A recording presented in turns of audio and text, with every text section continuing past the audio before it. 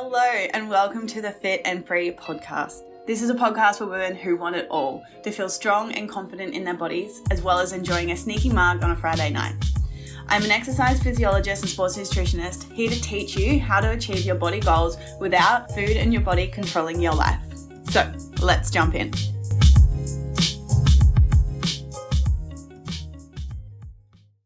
Hello and welcome back to another episode of the Fit and Free podcast. In today's episode, I have a very special guest where we sat down and had a very raw and honest conversation. Her name is Karla and she is a fellow exercise physiologist where she runs her services in person and online. We had a beautiful conversation today about Karla's own journey and her struggles with her body, with food, and with exercise. From her struggles, she has learned so many lessons, and I'm so excited to share them with you in hopes they're going to help you with where you're currently at. I do want to say a bit of a trigger warning because we do talk about Karla's eating disorder. So if that's not supportive of your journey right now, please just jump out of this episode. But before we dive into the juice, I am going to personally invite you to my free masterclass I am running next week.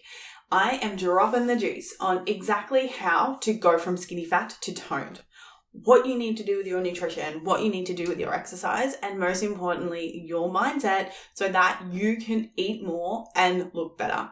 It is absolutely free and it is happening next week on the 4th of April. So if you want to join, then just head to the show notes down below.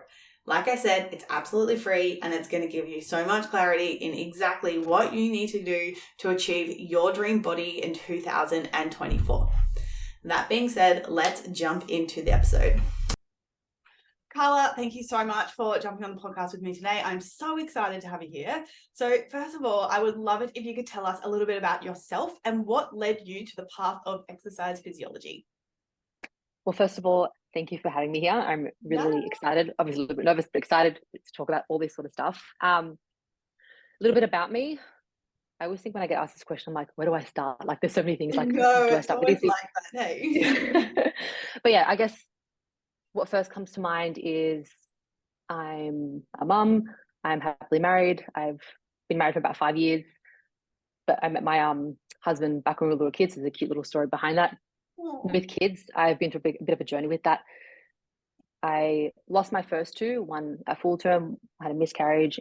My current daughter, she's 2 years old, and then I've got next bub due in June. What else? I would say I'm a pretty religious person. I've been a personal trainer for a very long time. Obviously, I know you brought me on to talk about the whole eating disorder history, so that's something I know I struggle with as well, which we'll go into a little bit later on. Yeah. And played a lot of sport growing up too, mainly tennis. And thinking about the things that led me into exercise physiology, probably those two things, like being someone who grew up playing sport, I obviously cared about, exercising, health, training. I loved it. I was really passionate about it. So I thought, okay, cool, this is one way I can help people by doing what I love. Mm-hmm. But also, if I'm honest, there definitely was a part that because of my disordered eating and the history and everything, like relationship to body image, all that sort of stuff that I struggled with for a very long time.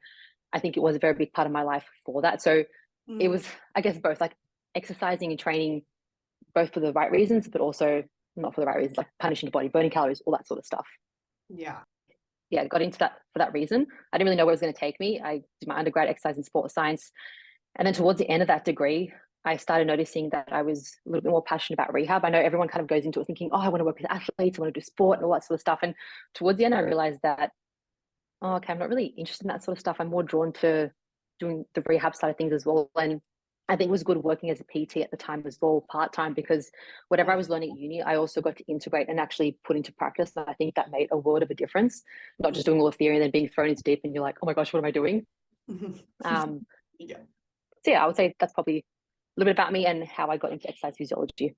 Yeah, that's such a beautiful story. And you have definitely been through a lot. So I'm really excited to pick your brain and share your knowledge with my audience because just from, your miscarriage, your disordered eating, and to the person that you are today, there is a massive growth in that. So Yes. evidently, like, you've put in the work, you've shown up for yourself, and I'm really excited for you to elaborate on all of those things, because like, this is like, you are a walking testimonial, right, of just your own work. Like, you have put in the work, you've shown up for yourself, you've overcome so much shit at the end of the day.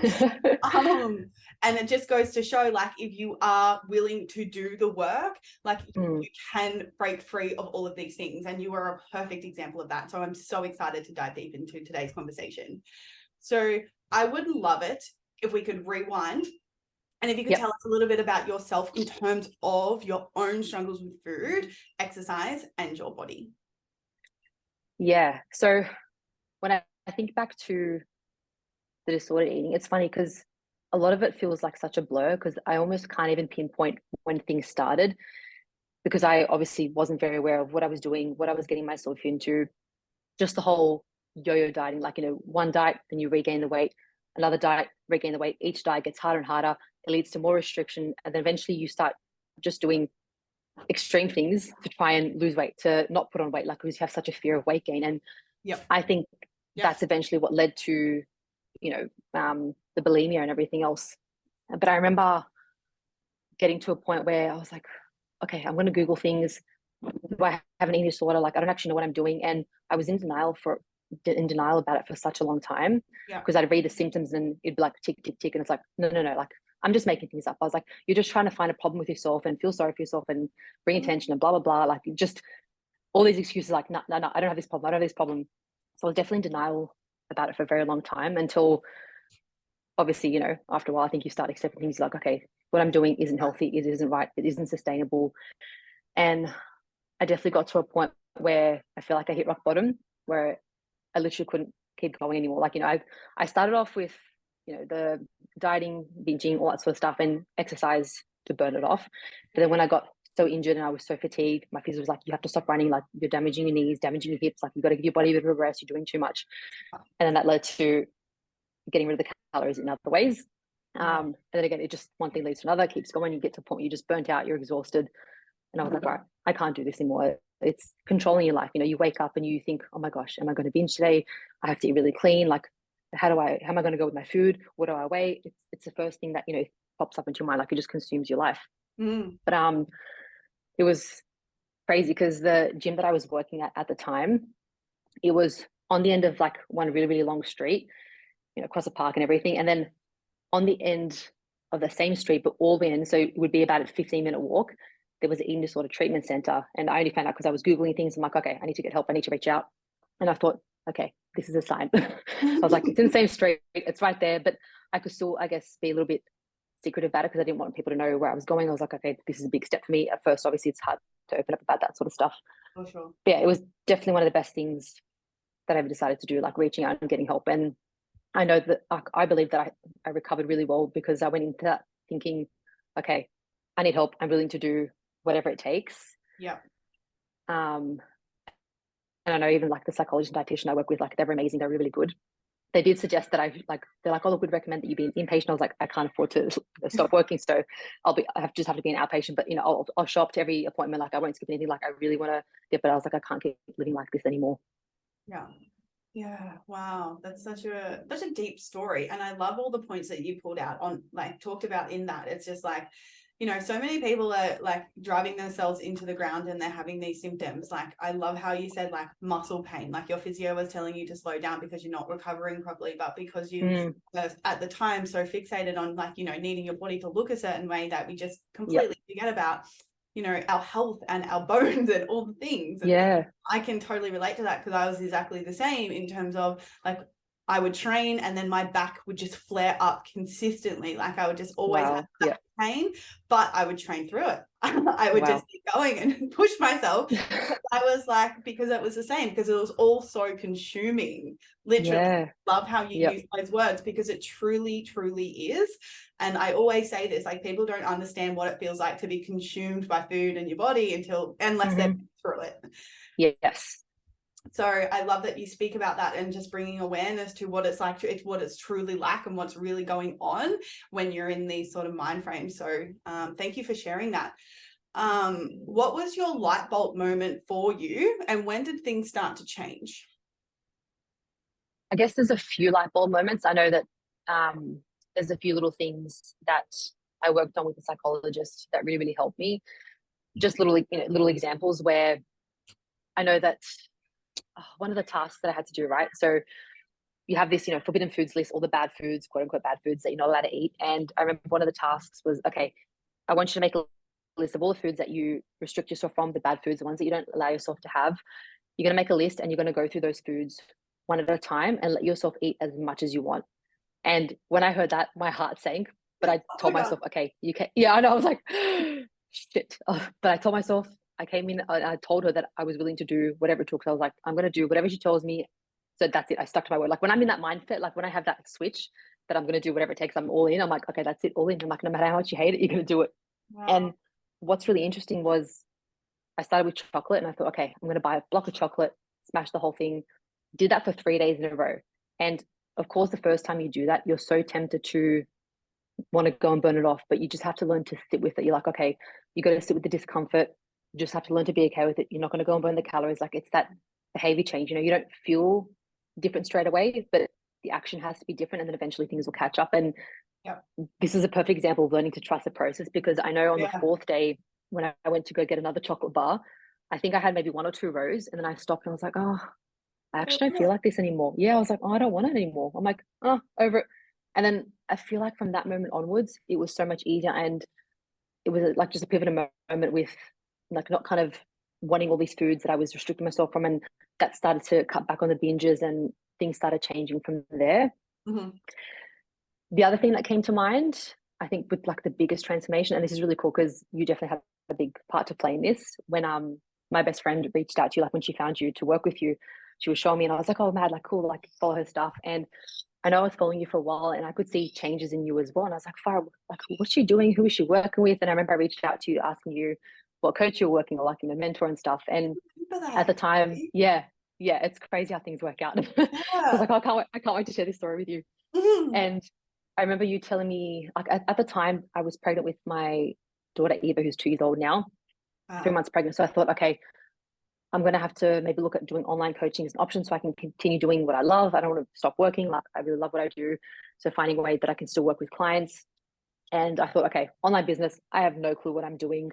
I'm not that I'm old, I'm 30, but obviously the younger generation's better with TikTok, Instagram, and all this sort of stuff. I was like, I need to get a mentor. I need to get a business coach. You know what? For once, I'm going to do things the right way. And yeah, I think I asked you who you were working with, and you told me at the time. So then I ended up signing up with that coach too, just doing the group programs for a whole year. And it was funny because I got into it thinking, okay, I'm going to learn all these like, strategy and tactics about business. And obviously being a coach, because, we went into the business side of like business mindset coaching specifically for coaches, a lot of it ends up being mindset work. And that was the first time that I was really introduced into it properly. Yes, growing up, you have all these personal development books and you're like, oh, cool, I love this mindset stuff. But I honestly had no idea that it was this whole thing, like this whole industry, like mindset coaches. And there was this whole work around personal development. And that changed everything for me. And when I look back now, I think, oh my gosh, I struggle with the same thing for 10 years, over 10 years, just thinking, oh, I'll try this diet, that diet, this detox, restriction, diet after diet, program after program, 8-week challenge after 8-week challenge. And the same thing, same cycle for 10 years over and over again. Gaining weight, losing weight, gaining weight, losing weight, always ending up back to where you started. That whole thing, each diet getting harder and harder. Yeah. And it wasn't until doing, the quote unquote mindset work and personal development work that things really started to change. And I was like, what the hell? So yeah, I have you to thank for that. And that was definitely like a big thing in my life. And now I look back on the last year and a half, 2 years, and I've made more progress, more changes in the last year and a half, 2 years versus the 10 years before that, trying to achieve the body that I wanted, actually being confident in my body. Like both of those things actually feel easy now versus before it didn't. So yeah. Wow, that's so amazing. And I love that so much. Yep.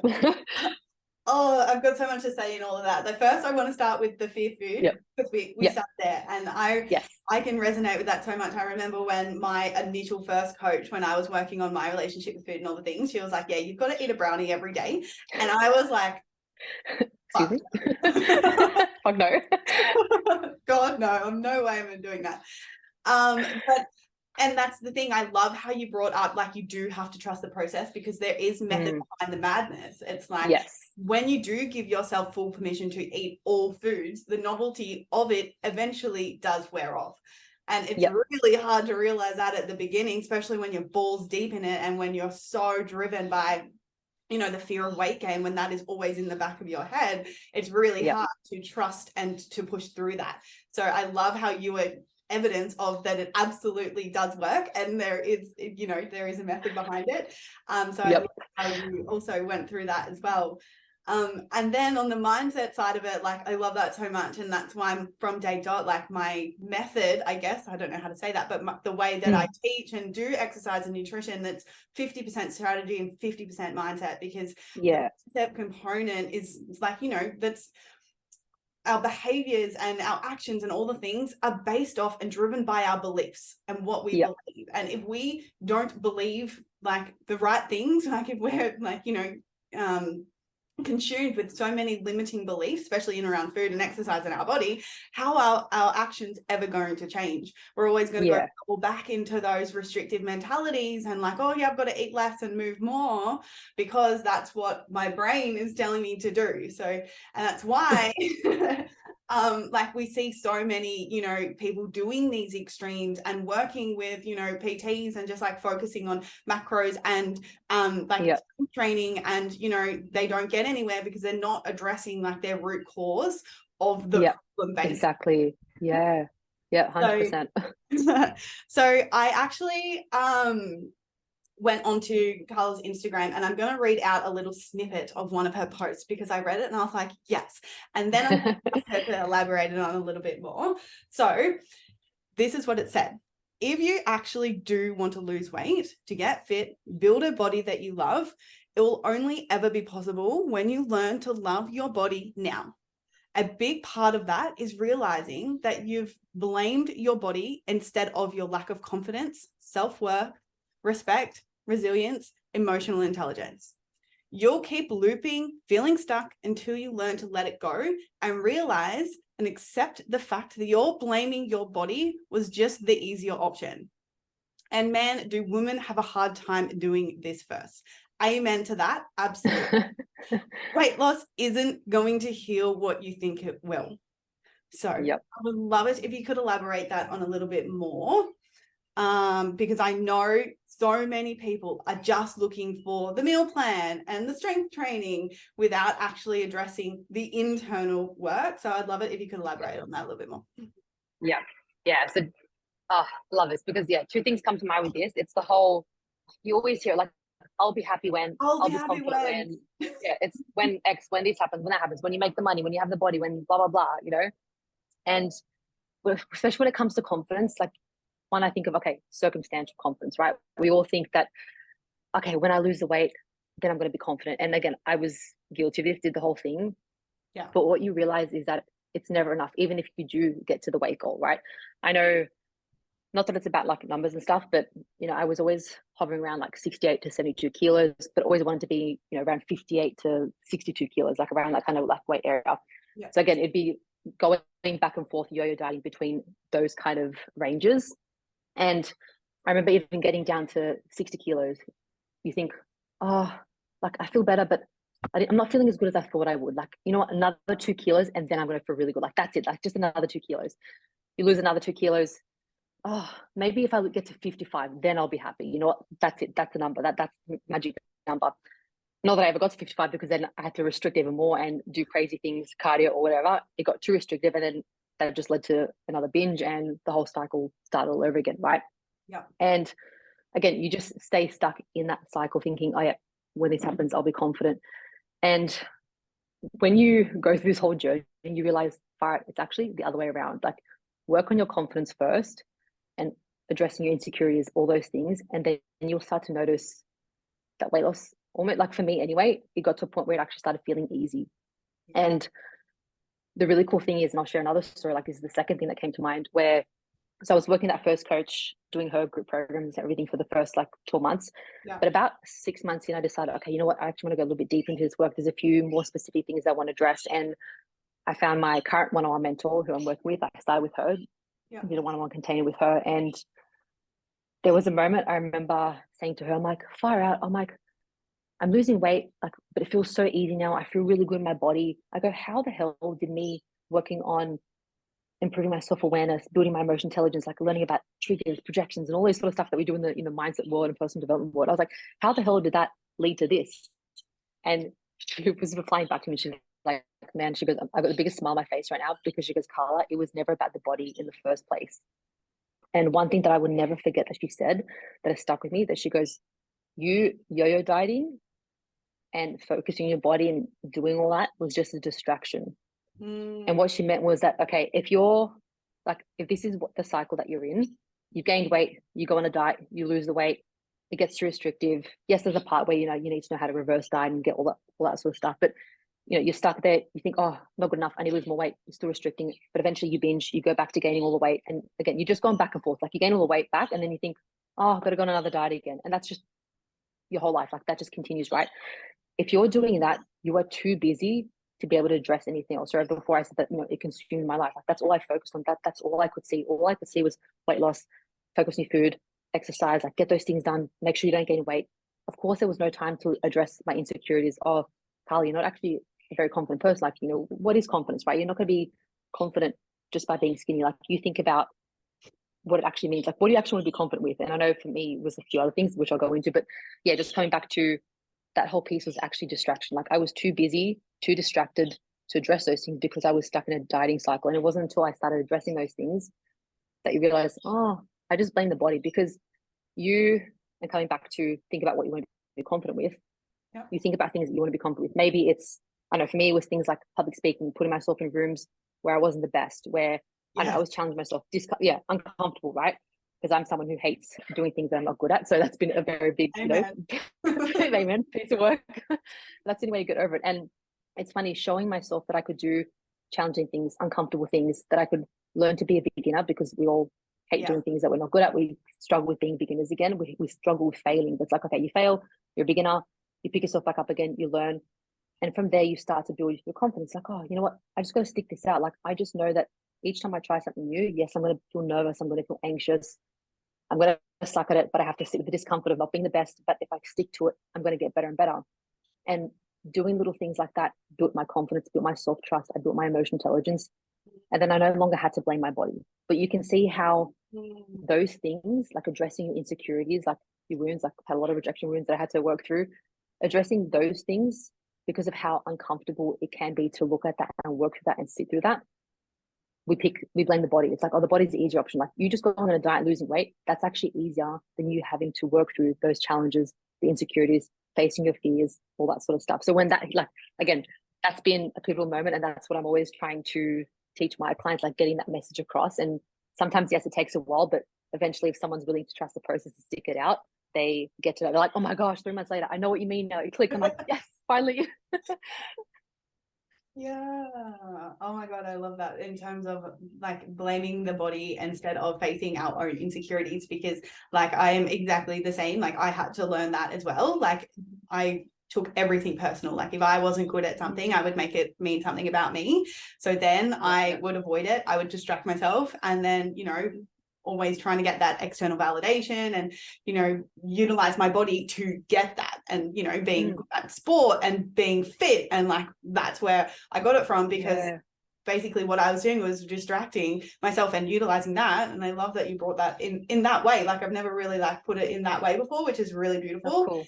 Yeah, absolutely. So I can see how I personally was doing that. And it really was easier to make it about my body and think that the sunshine, it was going to be all sunshines and rainbows when I was in a smaller body. So that's so beautiful. I also love it how you utilize your example, how you were fluctuating between that low number and that high number and on the scale, and you were getting very fixated on it, like you wanted to be in that smaller number. I also love how you put in there that just when you were that smaller number, you still didn't feel whole and you still didn't feel complete.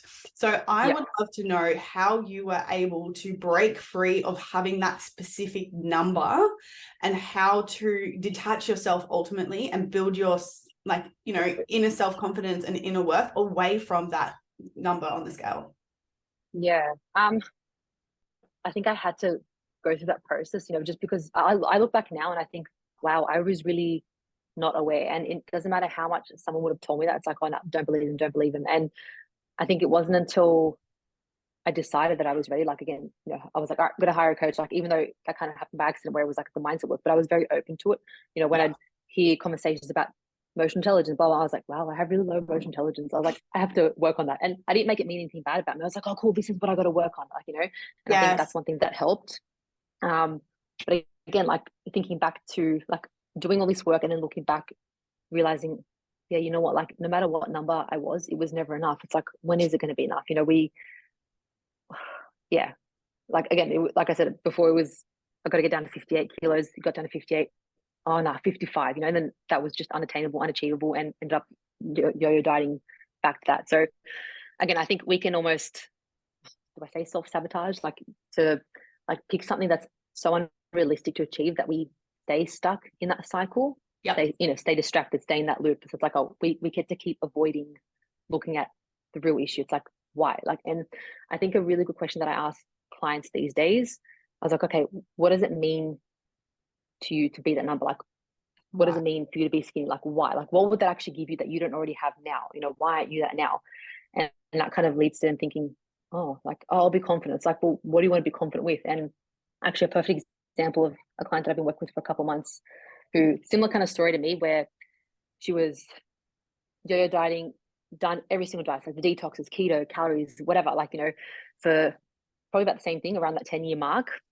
And she came to us like, Karla, I've tried everything, like nothing works. I can't lose weight anymore. She goes, I even did calorie counting. That doesn't work. I'm like, it does, but we'll go into that like a little bit later. I'm like, something's gone on there.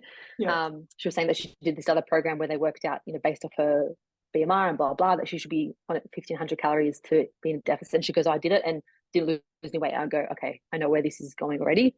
But she's, and you know, I can talk about this later, but she was actually maintaining her weight on 900 calories. She had 10 kilos to lose. I go, you got no choice but to go up. But what's really cool with her is like when she first started, she was like, I just want to be skinny. I just want to be skinny. Like every time we'd go into goal setting, it's like, oh, I just got to be skinny. I just got to be skinny. And I was like, okay, I can work with her because yes, that's all she sees right now. But she's at the point where she's tried everything. She's like, all right, I'm hiring a coach. I'm going to listen to whatever you have to tell me. Like you tell me what I need to do. So she's done so well and transformed so much, not in terms of weight loss yet, because we're not after that, over the last 4 months, just because she's been trusting the process, like willing to do what I give her, willing to take on the suggestions. And when I asked her, I was like, what does being skinny mean to you? I was like, why do you need to be that number? Like, why do you just need to be skinny? I was like, oh, I don't know, like I feel more confident. I was like, but what is it? Like, what type of confidence? Like, what is it going to give you that you don't have now? And she eventually got to the bottom of it saying, oh, you know, that I just feel like when you're skinny or like when you look a bit better, people just respect you more. I was like, all right, that's what you want. I was like, respect. But it starts with you, it starts with self-respect. And, you know, you being confident enough to stand up to other people, to holding your boundaries, to not being a people pleaser, that sort of stuff. And over the months as she started to realize that, so much has started changing, and it's been incredible to see that transformation. She was like, oh my gosh, it's like, I can see what you mean now. Like I was attached to the body and I was like, it had to be this number, I had to be skinny. But really it's like, okay, that's actually what you want. You want the respect, you want the confidence, you want to be confident with speaking up. You're sick of people walking all over you, that sort of thing. So I think when you can get to the bottom of it, then you start to realize, okay, it's not actually about the number, like it's that confidence, you know. Yes, absolutely. And I totally get that because I see it all the time as well. It's like people are so fixated on having the body, yet they are, you know, they're eating really low calories. They're stuck in binge restrict cycles. They are, you know, their metabolism is down regulated. They don't have their period anymore, you know, all these things, but they're still like, yeah, but I still want the body. I'm still want the body. Or the other side of it is like people have like, you know, they've never taken the time to build muscle because they're always in a calorie deficit. Yet their goal is like, oh, I want to be toned. I want to be one of those fit girls on Instagram. Like I want to have muscle, all the things. Yet they just like, have 1 foot in a calorie deficit. Yes. Or like they finish reverse and they're like, can I go into diet? I was like, no, maintenance first. I was like, the body hasn't had time to adapt. So we can't go into diet. I'm like, let go of the diet. like focus on building muscle, just focus on getting strong. The diet will come. Like, it's when you think about the deficit and the diet part, it doesn't actually take as long as everything else. Like, the part where you're building muscle, like that's the part that you actually got to put in the work for. Like, that takes months. That, maybe the reverse diet, because this particular client, as an example, after all these years of dieting, she'd gotten down to 900 calories. So she had to maintain her current weight, even though she had a 10-kilo weight loss goal, on 900 calories. I go, no wonder you have no energy, that your like gut health isn't feeling like good, and you're not feeling the best. So we've done a reverse. She's kind of maybe a month into her maintenance. So yeah, but she can obviously understand things now, and it's really cool to see that she's been comfortable with a little bit of weight gain, because we did choose to do a bit of a fast reverse diet. Yeah. And she's like, man, she goes, if I saw me gaining 5, 6, 7 kilos when I first started, she goes, I would have freaked out. She goes, now I'm like, okay, a little bit uncomfortable. Like, look, I'm looking forward to getting fit and losing the weight. But she goes, you know what? I'm okay with, like, I can sit with it. And I was like, fire, that is huge. Like, That is so big. Yeah, that's huge. That's so big. Yeah, absolutely, because that rattles and wobbles so many people, and being able to sit through that discomfort period. And I say that all the time. Like, if you're coming from a place of low calories and restriction and maintaining your weight on fucking no calories, and there is going to be a phase where it's going to be uncomfortable, because your body has to get used to eating more food again. And that can trigger a lot of people, especially if they've still got all that worth and value tied up into their body. So that's why you have to be working on this stuff at the same time as you're increasing your calories. That's why I'm so on it, because otherwise, you'll get triggered, you'll body check for the third time, and then what's your go-to pattern? You'll go restrict again, or you want to go into a calorie deficit. So I love it how you're able to shine light on that. It is a process, and it takes time. It's not a 12-week thing. It's not it's not even a 6-month thing, right? This is something people, like, we need to change the conversation. It's like, you see it all the time, like 8-week challenges and 12-week challenges, and it just like years, because it's like, same. because it's putting this expectation in people's minds to being like, I'm going to be lean and fit and athletic in 12 weeks, and I'm going to have all this confidence, and it's actually completely not true. Yep. I remember I put this quote up once. I was like, doing an 8-week challenge, and it's like, 5 years later on their 47th 8-week challenge, it's like you're still doing the same thing over and over again. Like, the shortcut is not actually the shortcut. It's like, you're staying stuck. Like, you're doing the shortcut, but it's taking you 10 years. And that's what I even said to this client too. I was like, yes, this whole process of reverse dieting, maintenance, and then going to deficit to achieve what you want might take you, let's give you 2 years, right? But what's 2 years compared to what you've been doing the last 10 years, and then continuing on that with the next 5 years, the next 10 years, maybe the rest of your life. I was like, 2 years is nothing. It's just like, sorry, you're right. Like, it's actually not that long compared to, when you, the rest of like what you've done in the past, how long you've spent yo-yo dieting. So yeah, when you put things into perspective that way, you see things differently. Absolutely. Especially all like the heartache and the struggles of like just the roller coaster of emotions that comes with yo-yo dieting as well. I think 100%. It's really hard. So you can see why a lot of people lose belief as well. And it just breaks my heart, and like so much, because it's like, of course, it's like you go on social media and you see all these things, like these fitness influencers are eating this, what I eat in a day, then you see other online PTs and things like that, like promoting their challenges and like promoting before and after photos. And it's like, it is really hard. It really is. It's like, I always say that to my clients. It's like, we always have to practice self-compassion and through this, and I'm sure you absolutely would as well, because it's such a challenging thing, right? Yeah, 100%, especially when, like, you hear stories all the time, and I guess there's people like this in every single industry where trainers will be putting, their coaches will be putting their clients up to like 1,000-calorie diets or like restrictive stuff, and giving them, I don't know, too many restrictions with their diet and food and all that sort of stuff, and no flexibility and working on the other stuff. And then again, you just see that they've gotten themselves into this hole, and so many people are in a position where they're so afraid of increasing calories, because they're like, I'm eating 1,000 calories, but if I eat more, I'm scared I'm going to gain weight and I can't do it. And they just end up not doing anything and living like that. And you're like, oh, all right, you don't understand how good you could feel if you just trust the process. Yes, it's going to take a while, but it's going to be, you're going to be better off in 2 years' time doing that and doing things gradually versus continuing with what you're doing now. Like, there's only so long that you can sustain that for. So yeah, it breaks my heart with people who have maybe had a bad experience and then have really hard time reaching out and trusting the process and going through all that again. So it's I definitely get that. I agree with that. Yeah. Okay, now I want to talk to the scale. The scale. Because I know so many people have a I'm going to say hate relationship with the scale. Yep.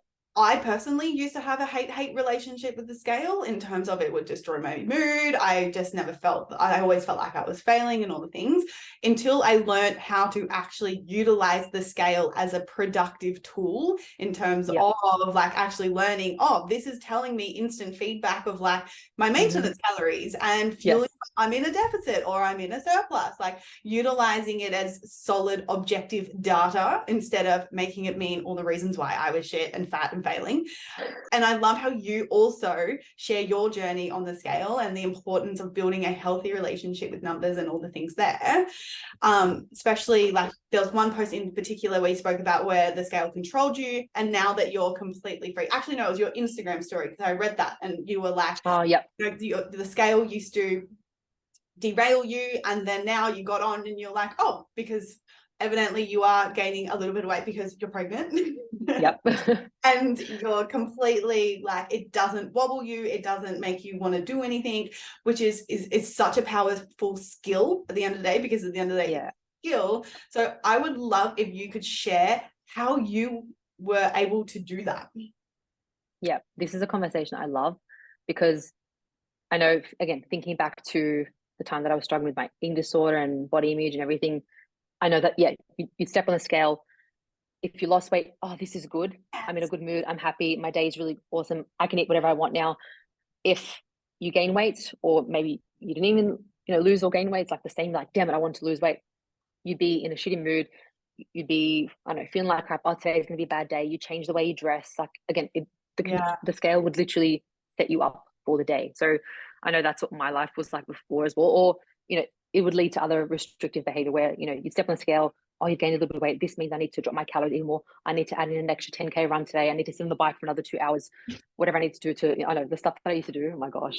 I was like, if I can apply dedication to other areas of my life, you'll do great in a positive way. I say that. But yeah, I'm cool. That's not just me then. But this takes me back to probably one of the very first sessions that I had with the psych when I first checked into like the eating disorder treatment center, where I remember her taking me into a room and just like, oh, I'm going to go for a weigh. And I looked back at her and she could probably tell what was going through my mind with that look that I gave her. Because in my mind, I was thinking, are you crazy? This is the problem. I was like, why would you get me to step on a scale? I'm like, the scale's the problem. And I look back, she looks at me and says, you need to learn to be okay with whatever number comes up. She goes, whatever number comes up, it's just like, okay, it's not going to determine how you feel or what you do for the rest of the day, all that sort of stuff. And I was like, okay, all right. Told myself I was going to commit to this. I have to listen to her. And again, that's just been another thing that's stuck with me. And I think that was good doing that from early on, because I know I've seen so many people on social media, Instagram in particular, where they're like, screw the scale. And I'm trying not to swear here, but they're like, oh, don't worry about it, like, just don't weigh yourself, like, you don't need it, blah, blah, blah, all that sort of stuff. And I was like, okay, if that's the approach you want to take, fine. You can go a couple of years with not weighing yourself and maybe you feel better. You're like, oh, I feel good with myself because I don't even know how much I weigh. I don't care anymore. But then if you step on a scale and then you realize, oh my gosh, I'm a little bit heavier, or I haven't lost any weight like I thought I was, and that derails you, it's like, okay, did you actually work through anything? Did you actually get over your fear of weight gain? Did you actually work on your relationship to the scale? It's like, okay, nothing really changed. Like all you did was just avoid it for a long time. So I'm really grateful that early on I work with these psychologists, because learning that, I think, was another pivotal thing that just changed my perspective and helped me have that perspective and carry that on with a lot of other things. It's like, okay, don't run away from it, work through it, because now I can step on a scale. And like you said, like it does, there's no story attached. It doesn't mean that you're a piece of shit and you're fat and you're this and that, you're like, you're a failure or whatever. It's just like, oh, okay, cool. Like I gained a little bit of weight or I've lost a bit of weight. Like, again, during pregnancy, it's normal. But I know before, it didn't matter what was happening. It's like, oh, if I saw an increase, that meant the world was ending. This is it. Got to go for a run, burn the calories. And it takes me back to another thing where during my pregnancy with Eva, I was tracking just because I was curious. Like I was definitely in a much better place around that time during my pregnancy with her. And I was like, I'm just going to track because I'm curious to see what I'm eating, how much. And I didn't feel like I was eating much. And I was having about 1,800 calories. I made a bit of indigestion, couldn't really stomach a lot of food. And then I remember after I gave birth and I was breastfeeding, I was having about 3,000 calories a day. So you get so hungry breastfeeding. And I was like, wow, like what a big jump. Like this is really cool. Like to see the difference. That's literally all I was doing it just because I was curious. And then I thought, okay, I'm going to really apply everything that I know about the science of nutrition doing it the right way, you know, tracking for a couple of months to see where my maintenance is at. I was having about 3,000 calories. And because I was on such high calories, the first deficit cut, I only had to go down to 2,500 calories. Yeah. And I lost the first couple of kilos, I think maybe about 5 or 6 kilos when I got down to 1,700 calories. Then I realized going to 600, 1,600 was a little bit too restrictive. So I thought, okay, you know what, diet break time, have a couple months off. And honestly, I thought like, okay, you know what, this is like 65, 66. I've never been able to achieve this weight. Maybe I should just be happy with this. And then again, going back to what I was saying before, where I was talking to my mentor, I'm like, why is this so easy? I feel really good.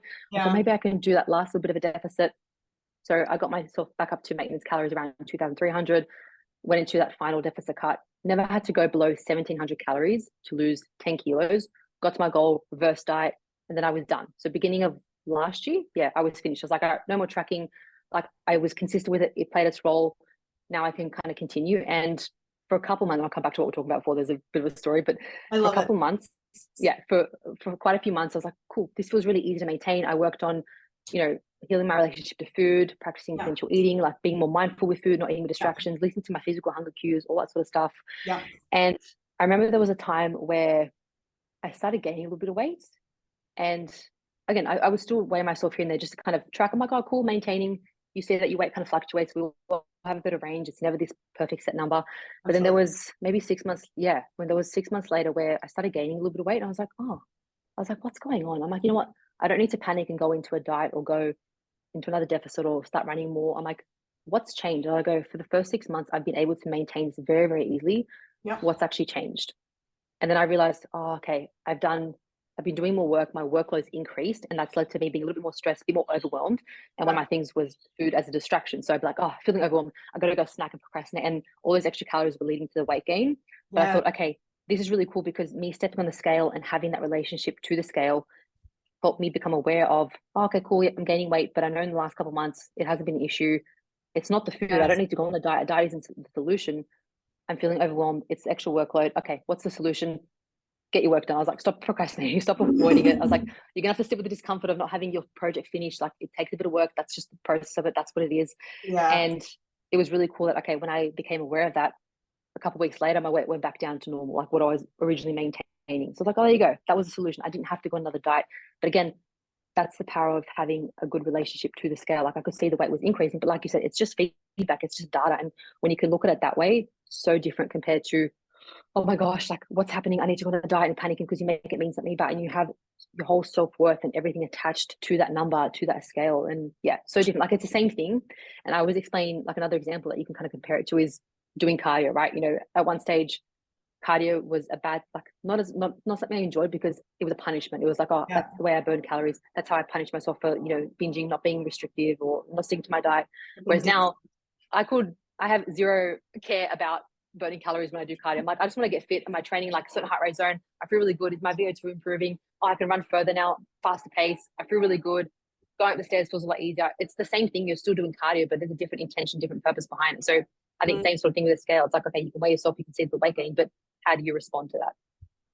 Yeah, and I think that sums it up so perfectly, is being able to respond instead of reacting, because that's what a lot of people do, is they react. And until you build that emotional intelligence and until you build a healthy relationship with the numbers, then that's more often than not is going to be your story. It's go back into, I need to go into a calorie deficit.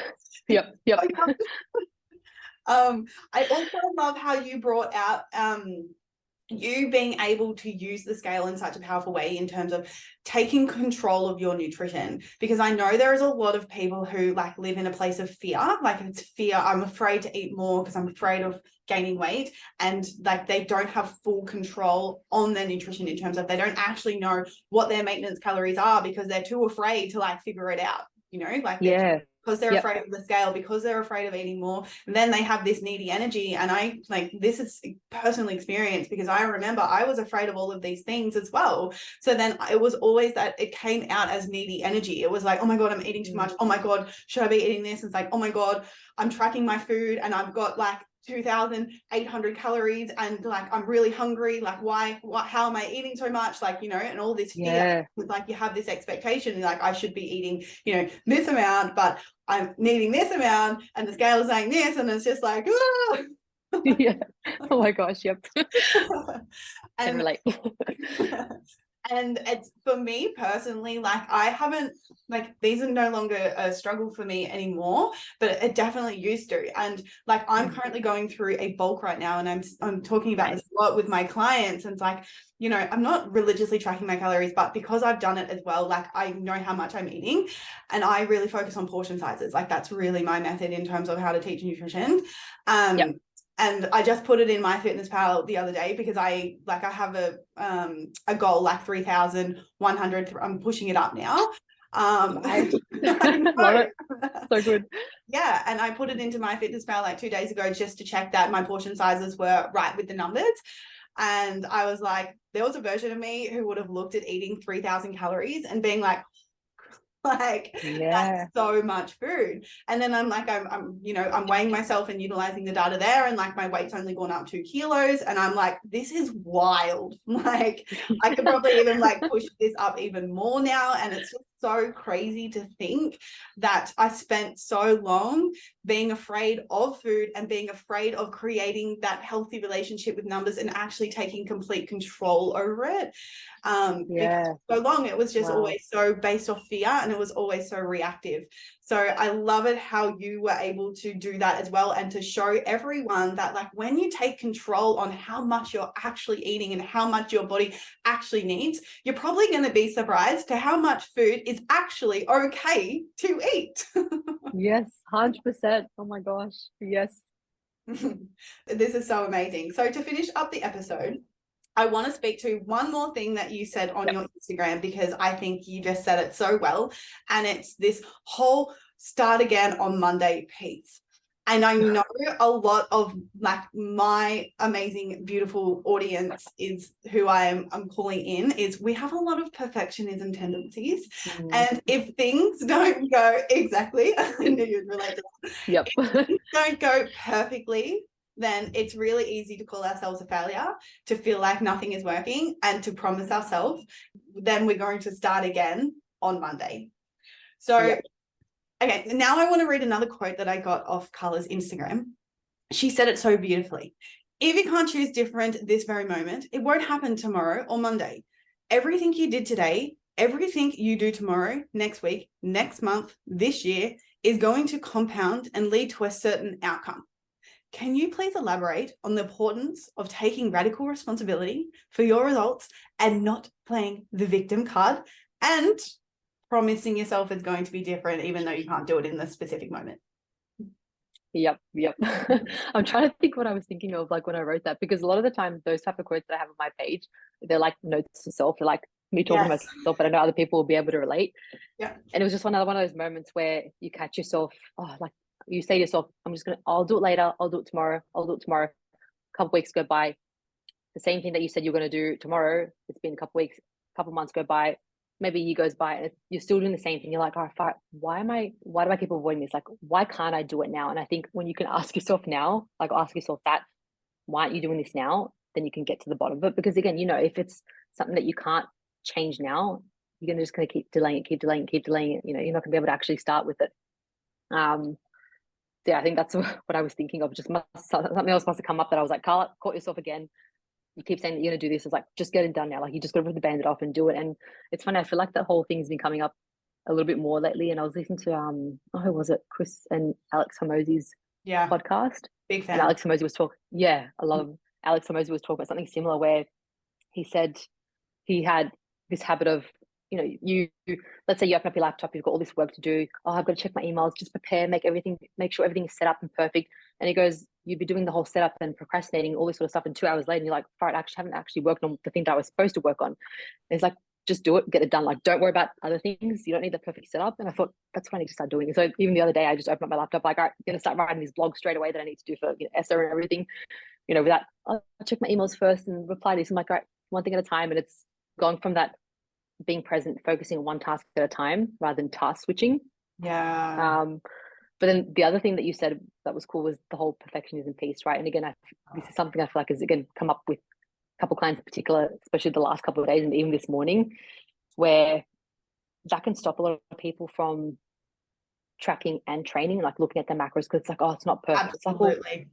yeah, and they avoid it because they don't like the feeling of it not being perfect, and they're unable to sit with that, you know. Yeah. So I know someone else like was saying this morning how I think I've kind of started falling off track with training because it's not perfect, or if it's not perfect, why bother doing it? And I was like, all right, cool. There's a emotional intelligence piece to this too, because it's like, okay, you have to just learn to do the thing. Doesn't matter if it's not perfect, and it's gonna feel ugly. Like, this feels, and I just want to like fix it up and make it perfect. Like, no, just let it be okay. Like, you know, and that's how you start. You just got to sit with the discomfort of that, you know, and then eventually you build, like, it's just building that consistency first. And I know again, it can happen with tracking where people will start tracking and then they have a week where they fall off track and then they don't want to log their food because they don't want to see They want to their see it. calories gone over. Yes, it's like, oh, Exactly. I already know I've gone over my calories. I'm like, why can't you face it? I was like, look at it just and learn to be okay with it. It doesn't mean anything about you. You just need to look at it as data. Yeah. It's feedback. Look at it and be like, okay, I've gone over my calories. What does this mean? And maybe you don't like the fact that, okay, it means maybe you're not ready for a calorie deficit. Maybe there's other things that we need to work on. Like, it's telling us something else. What do we need to work on? Your relationship to food, the other things behind the scenes. You know, are you eating when you're distracted? Like, what, like, how do you use food? Why do you binge? Are you actually hungry? What's, you know, is it because you're stressed, you're overwhelmed?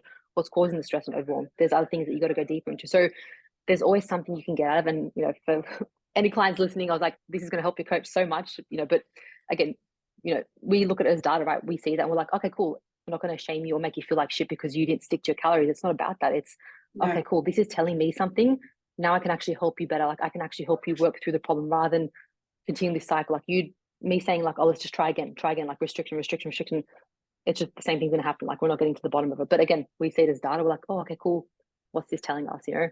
Absolutely. And then we can make better decisions based off data, for one. But then also, like you said so beautifully, it shines a light on the actual problem. Like, what is the Yeah. actual problem that's causing you to then do that? And we have to look at that to get you here, because being disciplined or having more willpower is not going to fix that problem. Yeah, 100%. And then just coming back to, I know I went a little bit off track, but just coming back to the responsibility piece too, like, when you can see that, okay, this is your work to, like, something I will often talk about is always meeting yourself where you're at. You know, sometimes we want to be ready for the deficit. Like, we want to be in a position where, okay, I'm ready for the deficit. Like, let's do the diet. It's like, no, you're actually not. Like, you're not quite there. Like, there are other things that you need to work on before you get to the stage of the deficit being easy, achievable, maintainable, all that sort of stuff. And that could be hard. Sometimes we don't want to look at that. So I think that can be a big part where we need to take responsibility. You need to meet yourself where you're like, okay, this is where I'm at. This is my current work to do. And that's how it starts. And you're actually going to make faster progress doing that rather than always trying to skip ahead. It's like, oh, you know, let's say the deficit is step 7 and you're like, okay, I'm on step 1, but you keep trying to skip everything else, you know, 1 to 6 or whatever. You're trying to get to 7, but you keep falling back down. And again, it's that loop. You're staying stuck in that cycle because you keep trying to skip ahead rather than, okay, I have to be honest. And this is where I'm at. Like, just accept it for what it is. Yeah. Take responsibility, and you'll start working your way through. And then you'll make faster progress. Like, let's say for a couple of years you've been doing this, but then all of a sudden you change it, and then you're like, okay, yep, going past it and moving over that way. So again, shortcuts never work. Yes, absolutely. I love how you say that people just skip ahead. And we already spoke Yeah. about it, but I think bringing it to wrap up this episode and like really emphasizing the importance of that, it is completely true. Like, it's, I see it all the time. It's like people are struggling with emotional eating. They are, you know, they're, like you said before, they're utilizing food as a distraction or to self-soothe, but they just want to lose weight, but they're not focusing on healing the emotional eating and actually figuring out what's going on there, and they're just like kind of bypassing it. But then, you know, they're stressed at work again 3 weeks later and they're in the bag of cookies again. So Yeah. so I think it's really important and that we continue to talk about that in terms of, like, it is a process and it does take time. It's the biggest piece, and it's important to, like, follow the steps to get to where you want to be and do it right, and, like, once and for all, instead of causing yourself back into this vicious circle of doom. Yes.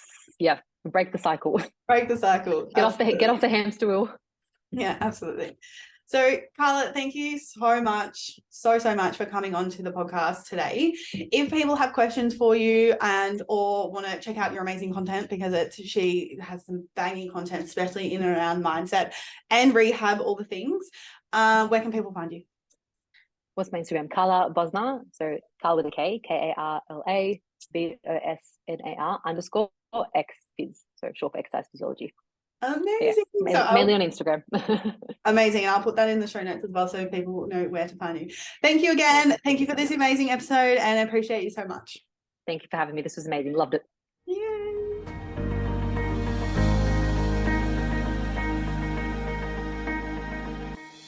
The number one challenge that all my clients face before we start working together is a lack of clarity on how much and what to eat to lose weight. Often they are making two huge mistakes, constantly trying to skip meals or eat under 1,600 calories. Secondly, only allowing themselves bad foods like chocolate on the weekend, but end up binging, all to tell themselves they're going to start again on Monday. If you feel like you have tried every diet under the sun and still can't figure out what to eat to achieve your weight loss goals, take my free 2-minute quiz. You can find the link in the show notes down below. And it will help you figure out exactly what you're doing wrong with your nutrition and exercise, and exactly what to do to fix it, so that you can finally be confident in your body and achieve your weight loss goals.